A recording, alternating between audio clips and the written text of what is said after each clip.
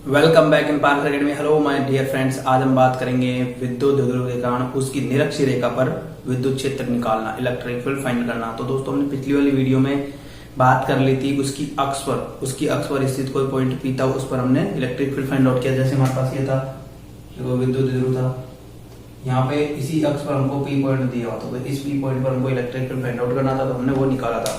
तो वो निकला था हमारे पास दोस्तों 2kp/r³। तो ये इलेक्ट्रिक फील्ड फाइंड आउट किया था हमने।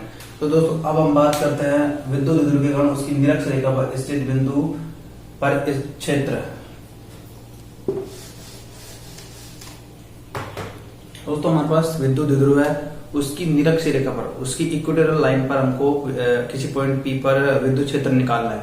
तो सबसे पहले हमारे पास ये कोई विद्युत द्विध्रुव है, यहाँ पे हम यहाँ पर बनाते हैं, ये कोई विद्युत द्विध्रुव है, ठीक है। यहाँ -q चार्ज, एक +q चार्ज, मतलब विद्युत द्विध्रुव क्या होता है, -q चार्ज और +q चार्ज दोनों के परिमाण सेम व इनकी जो नेचर प्रकृति है वो विपरीत हो। तो हमको क्या करना है, इसकी इक्वेटोरियल लाइन पर, मतलब इक्वेटोरियल लाइन क्या होती है, जैसे हमारे पास ये विद्युत द्विध्रुव है, तो इसकी जो मध्य बिंदु से परपेंडिकुलर जो लाइन होगी वो होगी हमारे पास इक्वेटोरियल लाइन, निरक्षीय रेखा। जैसे हमारे पास ये परपेंडिकुलर लाइन है, इसे बोलते हैं हम। तो यहाँ पे r डिस्टेंस पर हमको कोई p पॉइंट दिया हुआ है, इस पर हमको विद्युत क्षेत्र निकालना है, इलेक्ट्रिक फील्ड निकालना है। ये कोई विद्युत द्विध्रुव है, इसके मध्य बिंदु पर जो लाइन परपेंडिकुलर लाइन खींची जाती है, लंबवत लाइन खींची जाती है, उसे बोलते हैं इक्वेटोरियल लाइन, निरक्षीय रेखा। तो इस पॉइंट पर, जैसे हमको यहाँ पॉइंट दिया हुआ है, इस पॉइंट पर हमको इलेक्ट्रिक फील्ड फाइंड आउट करना है। तो इस पॉइंट पर इस -q के कारण यहाँ पे इलेक्ट्रिक फील्ड होगा, ठीक है, और +q के कारण भी इलेक्ट्रिक फील्ड होगा, ठीक है, ओके। तो अब हम बात करते हैं, हमारे पास ये इसकी जो विस्थापन, इसका जो डिस्टेंस होगी, ये कितनी होगी, इसकी 2a डिस्टेंस होगी, ठीक है। 2a डिस्टेंस होगी, यहाँ पे हमारे पास कोई मध्य बिंदु है, कोई मिडिल पॉइंट है, यहाँ पे, यहाँ से -q से o की जो डिस्टेंस होगी वो कितनी होगी, a होगी, क्योंकि हाफ हो जाएगी, तो 2a में से a हो जाएगी, यहाँ से इसकी a हो जाएगी, ठीक है। तो हमको यहाँ कोई p पॉइंट दिया हुआ है, यहाँ पे हमको इलेक्ट्रिक फील्ड फाइंड करना है, और r डिस्टेंस पर रखा हुआ है ये। तो इस p पॉइंट पर हमको इलेक्ट्रिक फील्ड फाइंड आउट करना है। तो हम क्या करते हैं, सिंपली सबसे पहले ये कोई विद्युत द्विध्रुव है, इन दोनों के कारण हमको इस इलेक्ट्रिक फील्ड, मतलब इस पॉइंट p पर हमको इलेक्ट्रिक फील्ड फाइंड करना है। तो हम कैसे करते हैं, सबसे पहले हमारा क्या करता है कि जिस पॉइंट पर हमको इलेक्ट्रिक फील्ड फाइंड करना है, उस पॉइंट पर हमको एक टेस्ट चार्ज मान लेते हैं, मतलब टेस्ट चार्ज मान लेते हैं +q0। तो उसके जरिए हम जैसे पहले -q के कारण निकालते हैं, उसके बाद हम +q के कारण निकालते हैं। तो इनकी हम डिस्टेंस की बात कर ले, यहाँ पे ये वैल्यू कैसी आएगी, हाइपोटेन्यूस कैसी आएगी, तो हम यहाँ से निकाल सकते हैं। ये आधार है, ये लंब है, जैसे हमारे पास ये थीटा है, यहाँ पे एक कौन एंगल बन रहा है, यहाँ से इसके सामने जो होगी 90 डिग्री के सामने का जो होगा लाइन होगी, वो होगी हमारे पास हाइपोटेन्यूस लाइन। तो हमको इसको फाइंड करना, तो हमारे पास सिंपली क्या आएगा, सिंपली ये आएगा हमारे पास a² + r², ठीक है, r² + a²। तो यहाँ पे ये भी सेम है, यहाँ पे भी हमारे पास ये आएगी, ये हमारे पास ये आएगी r² + a²। तो हमने इसकी जो डिस्टेंस थी -q से p की जो डिस्टेंस हमने वो फाइंड आउट कर लिया। तो ये कैसे किया हमने, जैसे हमको क्या निकालना है, आधार हमारे पास है, लंब हमारे पास है, तो हमारे हाइपोटेन्यूस करंट निकालना है। तो करंट कैसे निकालते हैं, इसका स्क्वायर कर देते हैं और दोनों का जोड़ कर स्क्वायर कर देते हैं, जैसे a² + r², ठीक है। अब निकालते हैं हम k = √r² + a², ओके। तो ये आएगा हमारे पास k की जो वैल्यू होगी, हाइपोटेन्यूस वैल्यू होती है हमारे पास, वो आएगी ये। तो हमने ये फाइंड आउट कर लिया। तो अब हमको सिंपली क्या करना है, -q और +q के कारण हमको इस पॉइंट p पर हमको इलेक्ट्रिक फील्ड फाइंड आउट करना है। तो -q क्या है, -q और इसके कारण निकालते हैं पहले हम -q आवेश के कारण विद्युत क्षेत्र,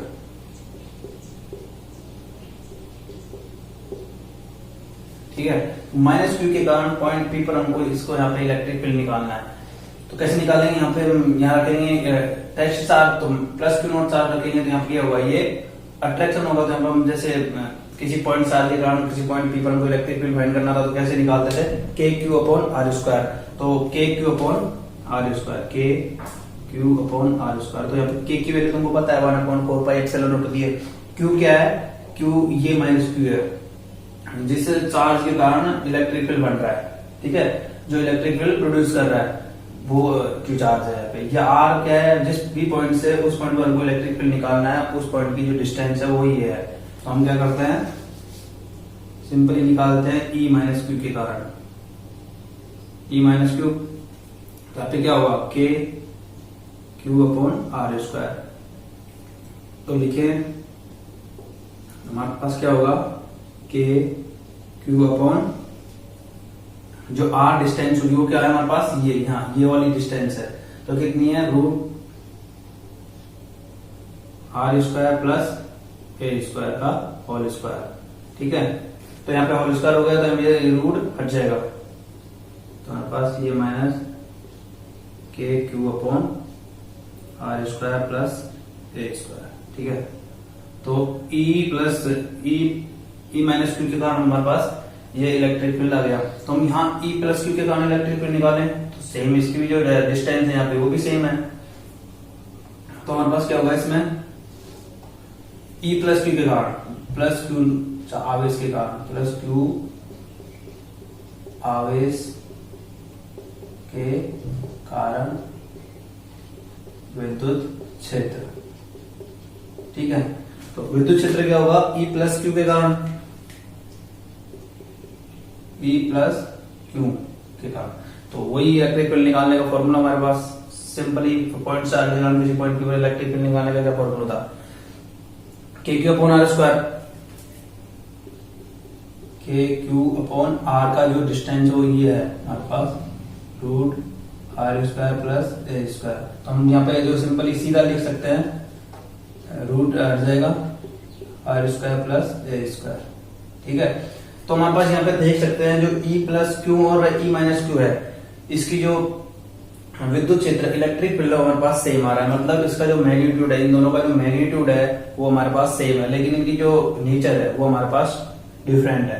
तो हमारे पास बोल सकते हैं जो इसका परिणामी इलेक्ट्रिक फील्ड आएगा हमारे पास वो क्या आएगा, हम बोल सकते हैं e plus q equal to e minus q equal to k q by r square plus A square. तो हमने इलेक्ट्रिक फील्ड तो हमने निकाल लिया इन दोनों की वजह से, ये आएगा, मतलब सेम इलेक्ट्रिक फील्ड आएगा। अब हम बात कर लेते हैं इसकी जो विद्युत क्षेत्र की जो डायरेक्शन है हमारे पास वो क्या होगी। तो दोस्तों एक बात और, हमारे पास जो इलेक्ट्रिक डायपोल उसकी जो डायरेक्शन होती है हमारे पास वो होती है माइनस क्यू से प्लस क्यू की तरफ, हमेशा माइनस क्यू से प्लस क्यू की तरफ होती है, मतलब इस साइड होती है।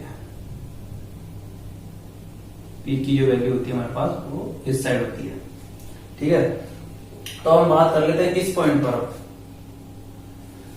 तो माइनस क्यू के कारण जो इलेक्ट्रिक फील्ड बनेगी, माइनस क्यू के कारण इलेक्ट्रिक फील्ड कैसे बनेगी, माइनस क्यू के कारण इलेक्ट्रिक फील्ड बनेगी अंदर की तरफ, इनवर्ड बनेगी। क्योंकि जो हम यहाँ पे प्लस क्यू नॉट चार्ज रखेंगे, टेस्ट चार्ज रखेंगे, तो वो क्या करेगा, प्लस क्यू नॉट चार्ज रखेंगे तो ये माइनस है, तो ये अट्रैक्ट होगा, तो यहाँ पर हमारा जो विद्युत क्षेत्र बनेगा वो ऐसे बनेगा, ये विद्युत क्षेत्र ऐसे बनेगा। अब हम प्लस क्यू चार्ज के कारण बात करें तो प्लस क्यू चार्ज के कारण हमारे पास विद्युत क्षेत्र होगा ये इस दिशा में, ठीक है। क्यों होगा, क्योंकि जो प्लस क्यू चार्ज है हम प्लस क्यू नॉट चार्ज यहाँ पे लेके आते तो ये रिपेल होंगे आपस में, तो जो विद्युत क्षेत्र बनेगा वो ऐसे बनेगा, ठीक है। अब हम इसके कंपोनेंट की बात कर लेते हैं, अब इनके हम दोनों के कंपोनेंट कर लेते हैं, ओके, हॉरिजॉन्टल व वर्टिकल। तो हम सिंपली क्या करते हैं, एक हम यहां से एक हॉरिजॉन्टल लाइन खींचते हैं, सिंपली यहां से एक हॉरिजॉन्टल लाइन खींचते हैं, क्योंकि जो इलेक्ट्रिक फील्ड यहां से निकल नहीं रहा, हमको दोनों के कारण इलेक्ट्रिक फील्ड निकालना है, ठीक है। तो यहां पे हम क्या करेंगे, इसकी जो सदिश होगा उस सदिश का योग करके हम जब जाके इसके जो इलेक्ट्रिक फील्ड होगा वो निकलेगा। तो सिंपली हम यहाँ पे हॉरिजॉन्टल लाइन कह देते हैं। तो यहाँ पे देखो ये एक एंगल थीटा बन रहा है, क्योंकि ये ट्राइंगल है, सेम ट्राइंगल है दोनों, तो यहाँ पे भी एक एंगल थीटा बनेगा, यहाँ पे भी एंगल थीटा बनेगा। ओके, तो यहाँ हम देख सकते हैं यहाँ पे हमारे पास एक अंतरकोण बन रहा है, एक अंतरकोण बन रहा है जेड टाइप। तो यहाँ जो थीटा होगा यहाँ पे भी थीटा कोण बनेगा। यहाँ देखे जाए तो यहाँ पे भी जेड डायरेक्शन हो रही है, मतलब एक अंतरकोण बन रहा है, तो यहाँ पे जो थीटा है तो यहाँ पे भी थीटा होगा। तो यहाँ पे इसके अपोजिट यहाँ पे भी थीटा होगा। तो ये हमने ये हो गया थीटा। तो अभी हम इसके कंपोनेंट कर लेते हैं, वर्टिकल व हॉरिजॉन्टल। तो हम सबसे पहले प्लस क्यू के कारण जो बात करते हैं, प्लस क्यू विद्युत क्षेत्र, मतलब यहाँ पे इलेक्ट्रिक फील्ड होगा E plus Q.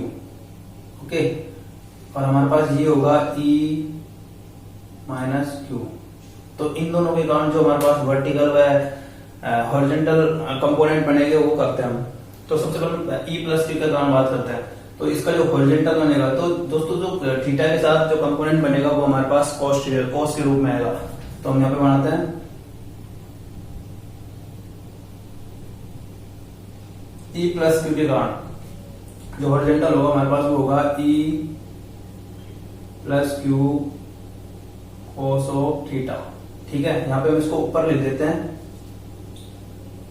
E plus Q cos of theta.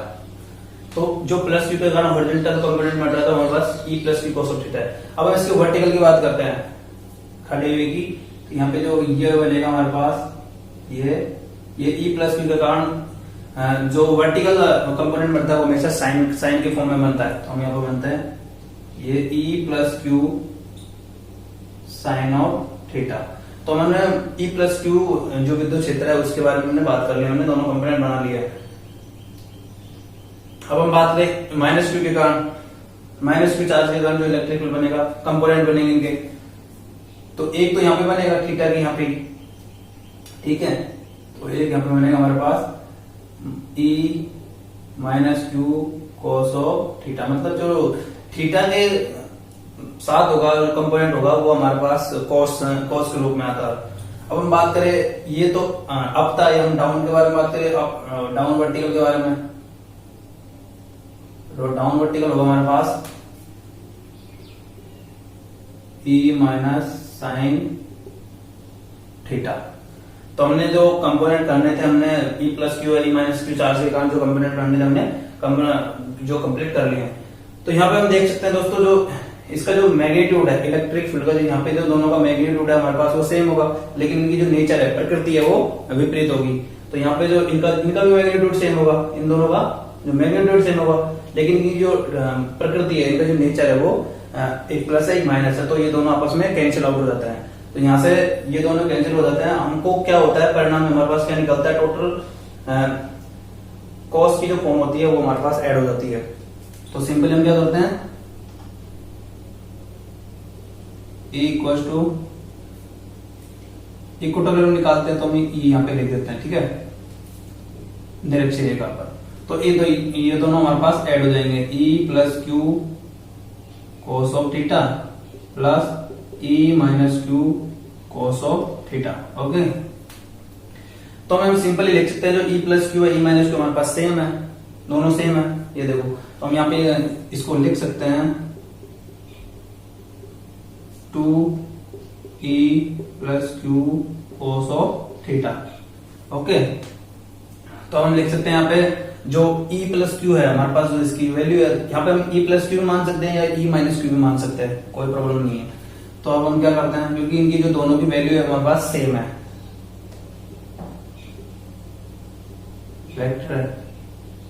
ठीक है।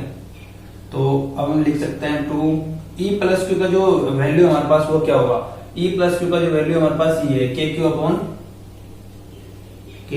Upon are square plus A square, ठीक है। तो कॉस ऑफ थीटा हम देखते हैं, इस फॉर्म में हम देखते हैं कॉस ऑफ थीटा कैसे बनेगा। कॉस ऑफ थीटा क्या होता है, लाल बटे कक्का से हम देखते हैं, लाल बटे कक्का से हम देखते हैं। तो साइन कोस टैन, तो कोस आधा आर बटे हाइपोटेनियस मतलब करंट। तो आधार क्या है इसका, आधार तो ए है, आधार अपॉन हाइपोटेनियस मतलब करंट की जो वैल्यू हमारे पास ये है। तो हाइपोटेनियस हमारे पास आधार कितना है, ए अपॉन जो ये है वो कितना होगा, आर स्क्वायर प्लस ए स्क्वायर। ओके, तो हमने जो वैल्यू है वो पुट कर दिया। तो अब इसको हम सिंप्लीफाई करें आगे, तो यहाँ इसको सिंप्लीफाई करते हैं तो यहाँ पे क्या होगा, 2k q a। ठीक है, अब हम देखते हैं यहाँ पे जो आर स्क्वायर प्लस ए स्क्वायर का अंडर है, यहाँ पे एक ये है, तो यहाँ पे हम इसका अंडर हटाते हैं तो हमारे पास क्या होगा, आर स्क्वायर प्लस ए स्क्वायर 1/2। तो एक हमारे पास ये आर स्क्वायर प्लस ए स्क्वायर 1 ही है, तो 1 प्लस 1/2 कितना होगा, तो 3/2 हो जाएगा।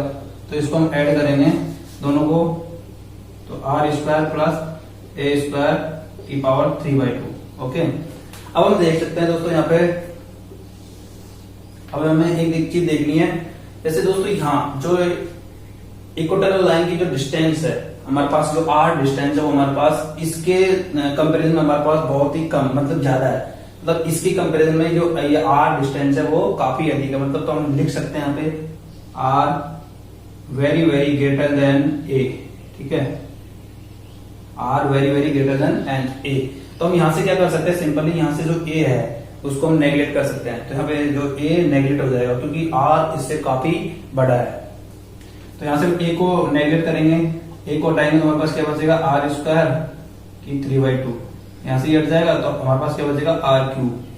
तो हम सिंपली लिख सकते हैं E vector E equals to 2k q a upon are square. तो यहाँ पे हम इसको लिख सकते हैं आर क्यूब। ठीक है, सीधा हम ले सकते हैं, मैंने आपको बता दिया है।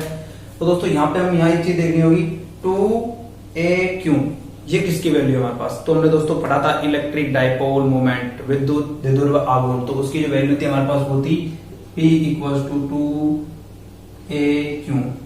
तो ये जो वैल्यू हमारे पास उनको यहाँ पे P रख देते हैं हमें। तो 2k तो हमारे पास आएगा k p upon R cube.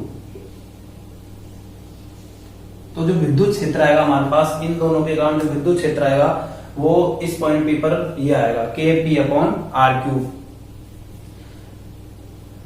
Simply क्या आएगा, विद्युत क्षेत्र इन दोनों की वजह से जो परिणाम विद्युत क्षेत्र आएगा इस पॉइंट पी पर हमको इलेक्ट्रिक फील्ड फाइंड आउट करना था, तो हमने ये निकाल दिया है, ये इलेक्ट्रिक फील्ड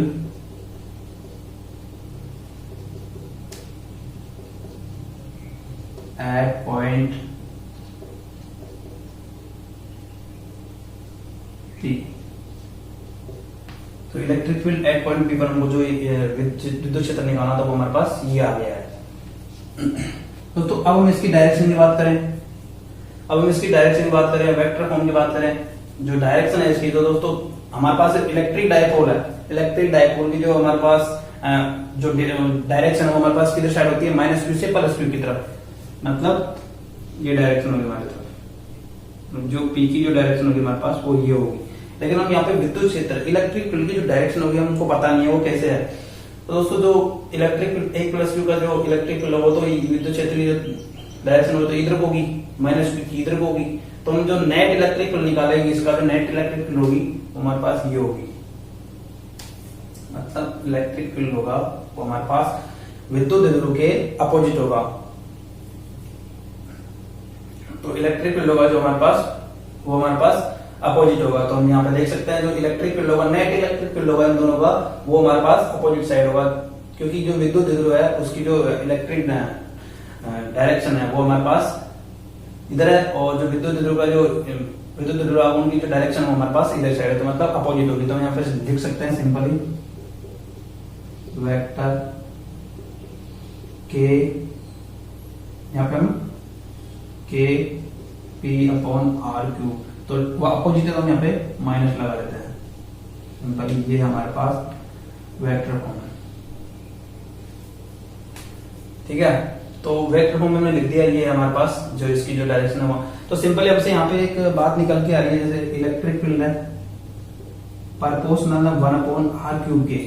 तो यहाँ से एक बात है, जो इलेक्ट्रिक फील्ड है वो डिस्टेंस के साथ साथ घटता है। मतलब इलेक्ट्रिक फील्ड है वो डिस्टेंस के साथ साथ घटता है, मतलब जैसे जैसे डिस्टेंस बढ़ेगी वैसे वैसे इलेक्ट्रिक फील्ड घटता जाता है। तो दोस्तों इनके बेस पर, जैसे हमने पिछली वाली वीडियो में पढ़ा था, अक्षीय रेखा पर, मतलब यहाँ पे किसी अक्ष पर उसकी मतलब विद्युत ध्रुव की अक्ष पर हमको विद्युत क्षेत्र निकालना था, तो वहां पे वो भी निकाला हमने। निरक्षीय रेखा पर, इक्वेटोरियल लाइन पर हमने निकाला, तो वो भी हमने यहाँ निकाल लिया है। तो इन दोनों के बेस में हम एक न्यूमेरिकल करेंगे अच्छे से, तो ये अच्छे से समझ में आ जाएंगे हमको और भी। तो आप इसको स्क्रीनशॉट ले सकते हो।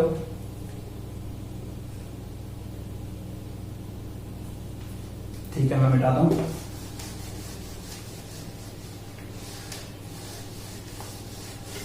तो अब हम बात करेंगे न्यूमेरिकल के बारे में जो हमारे बुक में है, जिससे हमारे जो ये दोनों डेरिवेशन है वो हमारे अच्छे से क्लियर हो जाएंगे और भी। ठीक है,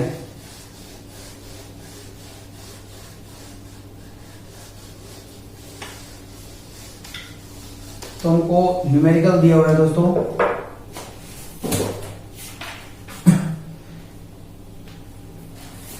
दो बिंदु आवेश दिए हुए हैं 5 पाई माइक्रोग्राम। मतलब ये 2 बिंदु आवेश हमारे पास, 2 बिंदु आवेश है 5 माइक्रोग्राम के,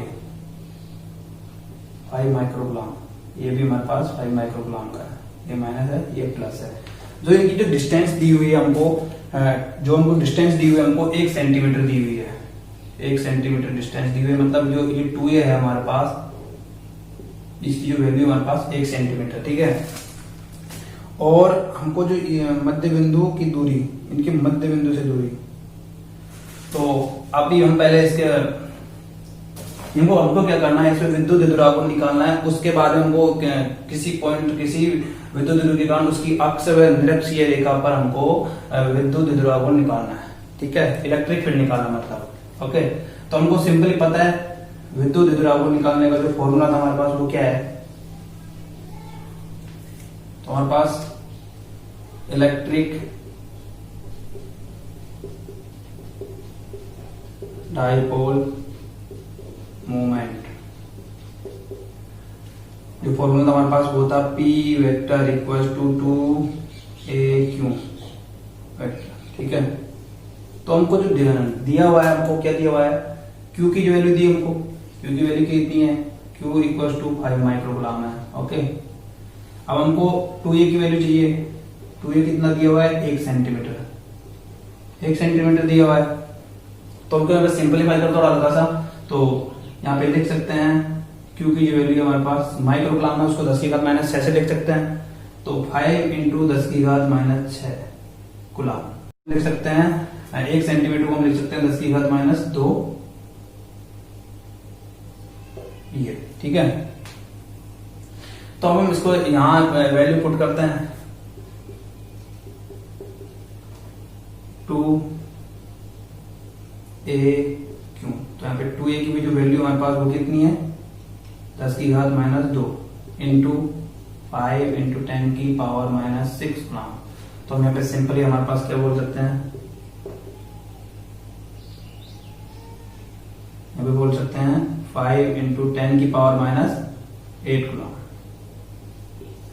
जो वैल्यू हमारे पास इलेक्ट्रिक डाइपोल मोमेंट की जो वैल्यू हमारे पास वो होगी 5 इंटू 10 की पावर माइनस 8 गुलाम। तो दोस्तों अब हमको क्या दिया हुआ है, डिस्टेंस दी हुई है। जैसे हमारे पास अक्षीय रेखा पर निकालेंगे हम सबसे पहले हम क्या करते हैं, अक्षीय रेखा पर विद्युत क्षेत्र, अक्षीय रेखा पर विद्युत क्षेत्र। अक्षीय रेखा पर विद्युत क्षेत्र हमको क्या दिया हुआ है दोस्तों, यहाँ पे इनके मध्य से जो दूरी है वो हमको R है हमारे पास, उनको दिया हुआ है 0.30 मीटर दूरी दी हुई है हमको निकालना है अक्षीय रेखा पर विद्युत क्षेत्र। तो हमको अक्षीय रेखा पर विद्युत क्षेत्र निकालना था, तो हमने पिछले वाली वीडियो में देखा था। तो उसका सूत्र क्या था, हमारा फॉर्मूला क्या था, E equal to 2kP upon R3। तो हमारे पास क्या क्या है इसमें, K की वैल्यू हमको पता है 9 इंटू 10 की पावर 9 होती है। जो P है हमारे पास, P की वैल्यू हमने यहाँ पे फाइंड आउट कर लिया है। R है, R हमको दिया हुआ है। तो हमको इलेक्ट्रिक फील्ड निकालना है अक्षीय रेखा पर विद्युत क्षेत्र। ठीक है। तो 2 के की वैल्यू कितनी है 9, तो हम पहले वैल्यू लिख देते हैं इसकी। जो के की वैल्यू हमारे पास वो होती है 9 इंटू 10 की पावर 9, ठीक है। 9 इंटू 10 की पावर 9,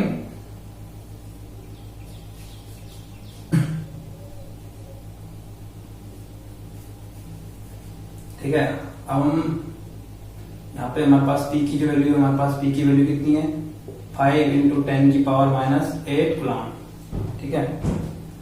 अब हम बात करें और इसके जो आर की वैल्यू हमारे पास, वो आर कितनी है 0.30 मीटर, ठीक है। अब हम इसको पुट करते हैं।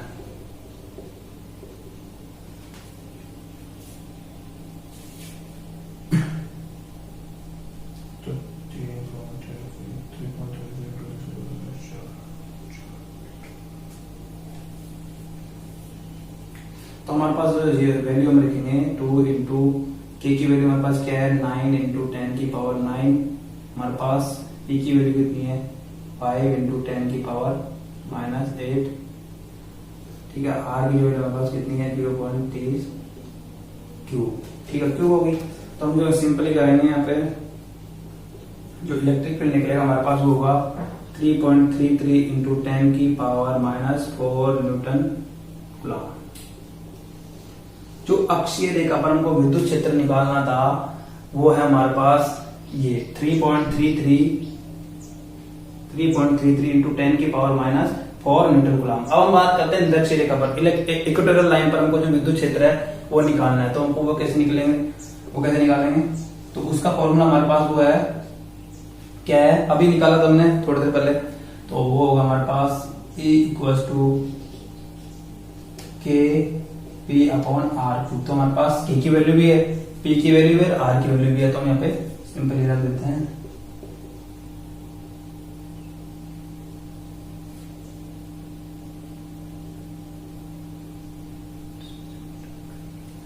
हाँ,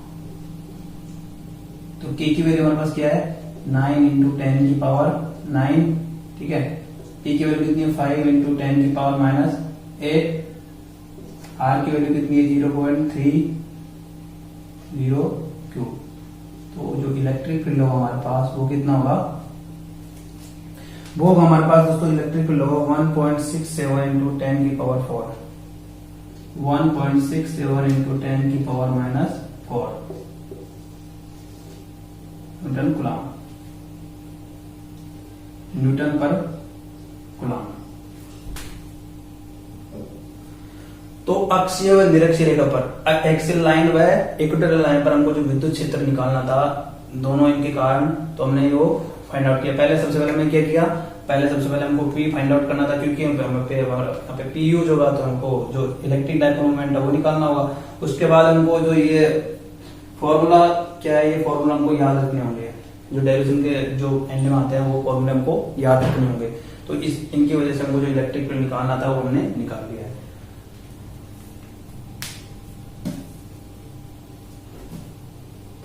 तो हम नेक्स्ट बात करते हैं, किसी विद्युत ध्रुव को हम एक्सटर्नल इलेक्ट्रिक फील्ड में रखते हैं, एक्सटर्नल इलेक्ट्रिक फील्ड में रखते हैं, तो जो उस पे जो टॉर्क लगेगा, उस पे जो फोर्स लगेगा वो कितना लगेगा, ठीक है। हम बात करते हैं किसी विद्युत ध्रुव को, इलेक्ट्रिक डायपोल को हम, किसी इलेक्ट्रिक डायपोल को एक्सटर्नल इलेक्ट्रिक फील्ड में रखते हैं, तो उस पर जो फोर्स लगता है वो कितना फोर्स लगता है, ठीक है, वो कितना फोर्स वर्क करता है। तो इसको समझने से पहले हम बात करते हैं इलेक्ट्रिक डायपोल मोमेंट के बारे में। दोस्तों इलेक्ट्रिक डायपोल मोमेंट के बारे में मैंने पिछली वाली वीडियोस में अच्छे से बता दिया है। वैसे इलेक्ट्रिक डायपोल मोमेंट क्या होता है, विद्युत ध्रुव के किसी एक चार्ज का परिमाण, एक चार्ज का मैग्नीट्यूड व उन दोनों के मध्य की जो डिस्टेंस है, उन दोनों के गुणनफल को हम बोलते हैं। जैसे ये कोई विद्युत ध्रुव है, तो इनमें से किसी एक चार्ज का मैग्नीट्यूड व इन दोनों के मध्य की डिस्टेंस 2a, इनके गुणनफल को हम बोलते हैं, मतलब एक चार्ज q व इन दोनों के मध्य की जो डिस्टेंस है 2a, इसको बोलते हैं हम इलेक्ट्रिक डायपोल मोमेंट। तो इससे हम इसको अच्छे से समझेंगे। तो हम क्या करते हैं, जो विद्युत ध्रुव है उसको एक्सटर्नल इलेक्ट्रिक फील्ड में रखा जाता है। जैसे हमारे पास ये कोई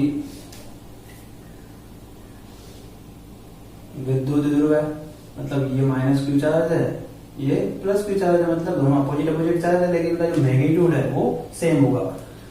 दोस्तों जो क्या किया हुआ है, इलेक्ट्रिक फील्ड में रखा हुआ है, ठीक है, इलेक्ट्रिक फील्ड में रखा हुआ है, एक्सटर्नल इलेक्ट्रिक फील्ड में रखा हुआ है। तो यहाँ पे जो डिस्टेंस होगी वो हमारे पास क्या होगी, इसकी जो डिस्टेंस होगी हमारे पास वो होगी 2a, और जो डायरेक्शन होगी इसकी इलेक्ट्रिक डायपोल मोमेंट की जो डायरेक्शन होती है हमारे पास वो होती है माइनस क्यू से प्लस क्यू की तरफ। तो इसकी जो डायरेक्शन होगी हमारे पास वो होगी p, मतलब प्लस की तरफ। तो हमको क्या करना है, इलेक्ट्रिक फील्ड जो फोर्स वर्क कर रहा है, इस बार जो फोर्स वर्क कर रहा है वो फोर्स कितना वर्क कर रहा है, तो वो हमको फाइंड आउट करना है। तो सिंपली हम क्या करते हैं, तो हम यहाँ देखते हैं कि जो इलेक्ट्रिक फील्ड लग रहा है, तो यहाँ पे जो प्लस की चार्ज है उस पर जो इलेक्ट्रिक फील्ड है, इसका जो इलेक्ट्रिक फील्ड बनेगा वो किधर साइड बनेगा, मतलब इसकी जो डायरेक्शन होगी वो किधर की साइड होगी। तो प्लस की चार्ज के कारण जो डायरेक्शन होगी इलेक्ट्रिक फील्ड की वो होगी हमारे एक्सटर्नल इलेक्ट्रिक फील्ड की तरफ। मतलब जो जैसे हमारा जब ये फोर्स लगाते हैं हम किसी डायपोल पर electric field external electric field लगता है, तो यहाँ पे एक फोर्स वर्क करता है, तो उस फोर्स का जो फॉर्मूला हुआ होता है हमारे पास F equal to Q E. तो यहाँ पे जो फोर्स लगेगा इलेक्ट्रिक, जो यहाँ पे फोर्स लगेगा वो प्लस की चार्ज के कारण क्या लगेगा, ये इलेक्ट्रिक फील्ड होगा वो मतलब इस साइड होगा, प्लस क्यू चार्ज के कारण जो इलेक्ट्रिक फील्ड बनेगा वो एक्सटर्नल इलेक्ट्रिक फील्ड की डायरेक्शन में बनेगा। तो जो फोर्स लगेगा वो लगेगा हमारा F equal to Q E, मतलब इसकी ही डायरेक्शन में बनेगा।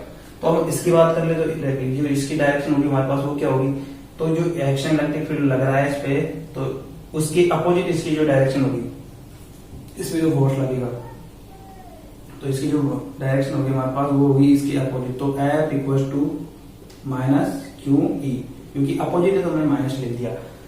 तो जो फोर्स वर्क कर रहा है हमारे पास वो कर रहा है प्लस क्यू के कारण एक्सटर्नल इलेक्ट्रिक फील्ड के डायरेक्शन में, माइनस क्यू के कारण एक्सटर्नल इलेक्ट्रिक फील्ड के अपोजिट। तो हम यहाँ पे इन दोनों का टोटल निकाले, टोटल जो फोर्स लगेगा इसके कारण, तो हमारे पास क्या होगा, F टोटल यहां निकालते हैं F plus Q F minus Q, ठीक है। तो यहां पे लिखते हैं हम Q E plus minus Q E. तो जो फोर्स होगा, टोटल फोर्स होगा इसका वो होगा हमारे पास, परिणामी फोर्स होगा वो होगा हमारे पास 0। तो हम लिख सकते हैं होगा फोर्स होगा हमारे पास 0। तो जो फोर्स होगा इलेक्ट्रिक डाइपोल पे जो इलेक्ट्रिक ये लग रहा है एक्सटर्नल इलेक्ट्रिक फील्ड लग रहा है, इसकी वजह से जो फोर्स होगा हमारे पास वो परिणामी फोर्स होगा हमारे पास 0 होगा, ठीक है। तो हम बात कर लेते हैं, तो जैसे हमको क्या करना है कि जो भी इलेक्ट्रिक डाइपोल होता है उस पर हम एक्सटर्नल इलेक्ट्रिक फील्ड डालते हैं, एक्सटर्नल इलेक्ट्रिक फील्ड में इसको रखते हैं, तो ये क्या करती है, एक्सटर्नल इलेक्ट्रिक फील्ड इसको रोटेट करने की कोशिश करते हैं, घुमाने की कोशिश करते हैं। तो यहाँ पर एक टॉर्क वर्क काम करता है, यहाँ पे जो टॉर्क है वो वर्क करता है यहाँ पे। तो उस टॉर्क की हमको वैल्यू निकालनी है, टॉर्क की वैल्यू निकालते हैं। टॉर्क को हम किससे सिंबल करते हैं, टॉर्क को हम इससे करते हैं, ठीक है, ये टॉर्क है। तो हमको टॉर्क की जो टॉर्क है या फिर फोर्स है वो हमको फाइंड आउट करना है इसकी वजह से, क्योंकि जो यहाँ ये लग रहा है तो ये प्लस के कारण ये इधर की तरफ जा रहा है, ये माइनस के कारण इसको अट्रैक्ट कर रहा है, तो ये मतलब सीधा करने की कोशिश कर रहा है, जो इलेक्ट्रिक डायरेक्शन है इसको मतलब रोटेट करने की कोशिश कर रहा है। तो हमको क्या करना है, हमको टॉर्क फाइंड आउट करना है इसमें। तो सिंपली हम क्या करते हैं, देखो यहाँ पे जो एक्सटर्नल इलेक्ट्रिक फील्ड है वो डाइपोल के साथ एक थीटा कोण बना रही है, यहाँ पे थीटा कोण बना रही है। तो हमको क्या करना है, तो हमको टॉर्क फाइंड आउट करने के लिए सिंपल है, बहुत ही सिंपल प्रोसेस है। तो टॉर्क फाइंड आउट करने के लिए हमको क्या करना है, प्लस क्यू से यहाँ पे एक परपेंडिकुलर लाइन खींचते हैं हम, यहाँ पे तो हमने इसको यहाँ पे आगे बढ़ाया और ठीक है। तो ये हमारे पास परपेंडिकुलर लाइन भेजी हमने, ठीक है। तो यहाँ पे जो इसकी जो हम क्या करेंगे, टॉर्क निकालने के हमारे पास सिंपल है, जो परपेंडिकुलर लाइन है वो और इन दोनों में से किसी फोर्स किसी एक चार्ज का फोर्स, उन दोनों के मल्टीप्लाई को हम बोलते हैं टॉर्क। तो टॉर्क निकालने के लिए क्या करते हैं, टॉर्क इक्वल टू ये BC है हमारे पास, तो हम इसको x मान देते हैं सिंपल, ठीक है। तो x और इन दोनों में से किसी एक चार्ज, हमारे पास क्यू ही चार्ज मान लिया हमने ये, ठीक है। तो अब हम क्या करते हैं कि एंगल थीटा बना रहा है, एंगल थीटा बन रहा है, तो इसकी वजह से हमको एक साइन बनेगा। तो साइन की फॉर्म बनेगी हमारे पास, जो साइन क्या होगा, साइन थीटा में हमारे पास होगा, साइन थीटा क्या होता है, लाल बटे का देख लेते हैं, ठीक है। तो लंब बटे कर्ण, तो लंब बटे कर्ण होगा, तो लंब तो हमारे पास ये है, जो कर्ण होगा वही होगा, साइन थीटा इक्वल टू क्या होता है हमारे पास, लंब बटे कर्ण। तो लंब बटे कर्ण, ये लंब ये कर्ण, तो हमारे पास x अपॉन 2a। तो जो x की वैल्यू हमारे पास वो कैसे होगी, क्या होगी, तो हमारे पास वो x की वैल्यू हमारे पास 2a साइन थीटा। तो जो वैल्यू होगी हमारे पास x की वही होगी। तो हम यहाँ पे सिंपल यहाँ पे जो वैल्यू रखते हैं, तो टॉर्क इक्वल टू x की 2a साइन ऑफ थीटा और क्यू ई, ठीक है। तो हम लिख सकते हैं 2a, क्यू को हम लिख सकते हैं विद्युत द्विध्रुवावरण, इलेक्ट्रिक डाइपोल मोमेंट होता है, T equal to 2a vector और क्यू, तो ये होता है। तो हमारे पास टॉर्क होगा वो होगा हमारे पास P E sine of theta. तो साइन ऑफ थीटा 1 का कितना होता है हमारे पास, वो होता है, तो इसको हम वेक्टर फॉर्म में लिखेंगे, तो हमारे पास वेक्टर फॉर्म में लिखेंगे तो हमारे पास ये आएगा P vector equal to E vector. तो जो टॉर्क आएगा हमारे पास, मतलब किसी भी डाइपोल मोमेंट को, इलेक्ट्रिक डाइपोल मोमेंट को हम रखते हैं किसी एक्शन इलेक्ट्रिक फील्ड में, तो हमारे पास जो टॉर्क वर्क करेगा, हमारे पास जो टॉर्क वर्क करेगा वो ये होगा। तो जैसे हम देखें, जैसे दोस्तों इलेक्ट्रिक फील्ड किधर तरफ लग रहा है, इलेक्ट्रिक फील्ड इधर तरफ लग रहा है, ठीक है। तो ये होगा हमारे पास टॉर्क, किसी विद्युत द्विध्रुवावरण को, किसी इलेक्ट्रिक डाइपोल मोमेंट को हम एक्शन इलेक्ट्रिक फील्ड में रखते हैं, तो हमारे पास जो टॉर्क निकलेगा वो हमारे पास ये होगा, ठीक है। तो हम यहाँ पे एक केस देखते हैं हमारे पास, जैसे हम यहाँ पे इसको ऐसे नहीं रखें, हम ऐसे रखें, फर्स्ट केस हमारे पास ऐसे रखें, जैसे हमारे पास इसको मैं ऐसे रखा और हमने इसको जो इलेक्ट्रिक फील्ड है वो ऐसे रखा, मतलब यूनिफॉर्मली एक्शन इलेक्ट्रिक फील्ड, मतलब जितनी एक्शन इलेक्ट्रिक फील्ड यहाँ है, मतलब ये जो यूनिफॉर्मली एक्शन इलेक्ट्रिक फील्ड थी। तो अब इस पे क्या होगा, तो थीटा में हमारे पास 0 होगा, क्योंकि थीटा नहीं बन रहा, क्योंकि बिल्कुल प्लेन में है, तो यहाँ पे टॉर्क भी 0 होगा, और जो मतलब सारी चीजें यहाँ पे 0 होगी हमारे पास, जो फोर्स भी होगा वो भी हमारे पास टोटल 0 होगा। तो इससे रिलेटेड हम भी, हाँ तो दोस्तों जो हमारे टॉपिक्स थे इलेक्ट्रोस्टैटिक्स की, जो फर्स्ट चैप्टर था हमारा वो क्लियर हो चुका है। तो हम सेकंड चैप्टर पे अगले वीडियो में काम करेंगे, वो हमारे पास वो होगी गाउस लॉ के अनुप्रयोग वगैरह है हमारे पास। तो हमने अब तक वो पढ़ा जो इलेक्ट्रिक के बारे में पढ़ा, विद्युत क्षेत्र लाइनें, गाउस लॉ मतलब जो कुलाम्स लॉ, और भी हमने पढ़ी electric lines, electric field of lines, और हमने पढ़ा इलेक्ट्रिक डाइपोल मोमेंट, किसी पॉइंट चार्ज के कारण किसी पॉइंट पर इलेक्ट्रिक फील्ड निकालना, और किसी सिस्टम चार्ज के कारण किसी पॉइंट पर हमको इलेक्ट्रिक फील्ड निकालना। तो हमने जो भी इलेक्ट्रिक फील्ड पर हमने यहाँ पे इसमें काम किया। तो अब हम बात करेंगे नेक्स्ट वीडियो में, हम जो सेकंड चैप्टर हमारे पास वो होगा गाउस लॉ और गाउस लॉ के अनुप्रयोग, ठीक है। Take care.